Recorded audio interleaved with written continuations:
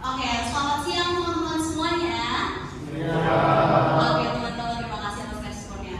Nah teman-teman, sebelumnya aku mau mengucapkan terima kasih banyak karena teman-teman sudah meluangkan waktu untuk hadir pada hari ini. Nah teman-teman, kalau kata mama nih, tak kenal maka kata sayang, kalau udah kenal bisa jadi sayang. Maka dari itu, perkenalkan, nama aku Brigita Julia Sinawan. Aku dari Universitas Multimedia Nusantara, Strategi Komunikasi Angkatan 2022. Nah teman-teman, pada kesempatan kali ini aku akan bagikan satu materi yang cukup menarik untuk dibahas pada hari ini, yaitu dampak negatif dari mengkonsumsi alkohol terhadap keberlangsungan hidup manusia. Nah teman-teman, sebelum kita masuk ke dalam topiknya nih lebih dalam, aku mau bertanya dulu nih ke teman-teman. Apakah teman-teman di sini sudah ada yang pernah coba alkohol? Boleh diangkat tangannya?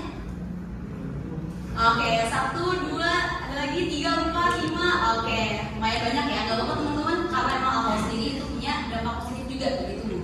Loh, kalau misalnya punya dampak positif, terus kenapa kita harus tahu dampak negatifnya? Emang seperti apa aja sih dampak negatifnya? Aku yakin itu pasti pertanyaan yang ada di dalam pikiran teman-teman. Nah, teman-teman, makanya untuk menjawab pertanyaan itu, di sini aku akan bagi topik aku menjadi 3 subtopik. Yang pertama itu dampak negatif dari mengkonsumsi alkohol yang berlebihan sehingga dapat merusak kesehatan mental. Yang kedua, kesehatan fisik, dan yang terakhir, hubungan di dalam keluarga. Nah, teman-teman, kita langsung lanjut aja ke dampak ke subtopik yang pertama, yaitu apabila kita mengkonsumsi alkohol yang terlalu berlebihan, itu bisa merusak kesehatan mental, teman-teman.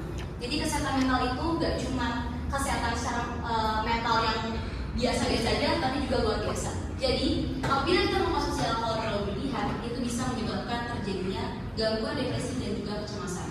Nah, gangguan depresi dan juga kecemasan ini, teman-teman, itu disebabkan dari kita yang minum alkohol terlalu berlebihan sehingga menyebabkan kimia dalam otak terlalu berlebihan, sehingga itu bisa menyebabkan kenaikan fluktuasi dalam kadar neurotransmitter sehingga menyebabkan terjadinya gangguan kecemasan dan juga depresi. Yang kedua itu adalah gangguan tidur, teman-teman. Di sini teman-teman kalau misalnya udah pernah minum alkohol pasti paham lah ya, kalau misalnya alkohol itu bisa menyebabkan gangguan tidur. Kadang ada yang bisa tidur terlalu cepat, kadang ada yang bisa tidur terlalu lama atau bisa insomnia. Nah teman-teman, apabila kita minum alkohol terlalu berlebihan, itu bisa menyebabkan terjadinya gangguan tidur, teman-teman.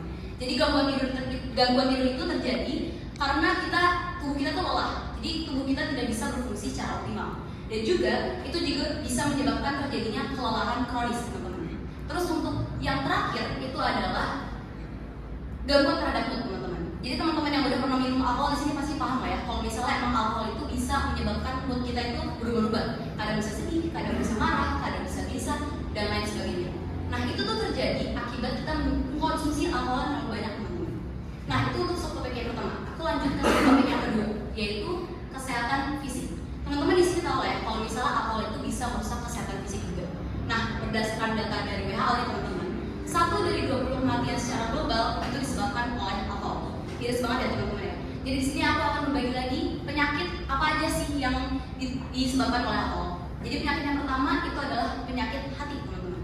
Nah teman-teman, sebenarnya alkohol itu dipecah oleh hati, dan proses metabolisme ini menyebabkan senyawa beracun sehingga menyebabkan terjadinya gangguan pada hati, teman-teman, seiring berjalannya waktu. Terus untuk penyakit yang kedua itu adalah penyakit kanker, teman-teman.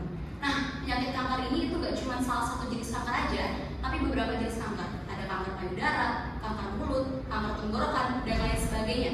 Dan untuk penyakit yang terakhir itu adalah penyakit jantung, teman-teman. Jadi apabila kita mengkonsumsi alkohol yang terlalu banyak, itu bisa menyebabkan terjadinya tekanan darah tinggi secara berkala sehingga dapat menimbulkan terjadinya penyakit jantung, teman-teman. Nah dari tadi aku udah jelasin tentang kesehatan. Nah teman-teman, sebenarnya gak cuma kesehatan aja yang bisa berdampak negatif dalam diri kita apabila kita mengkonsumsi alkohol terlalu berlebihan, tapi juga hubungan di dalam keluarga. Nah hubungan dalam keluarga ini bisa rusak seperti aku bilang tadi. Yang pertama, gangguan terhadap mood. Teman-teman tahu ya, kalau misalnya kita moodnya berubah-ubah, kalau misalnya kita minum alkohol itu bisa menyebabkan terjadinya hancur hubungan dalam keluarga, teman-teman, karena emosi kita yang tidak stabil.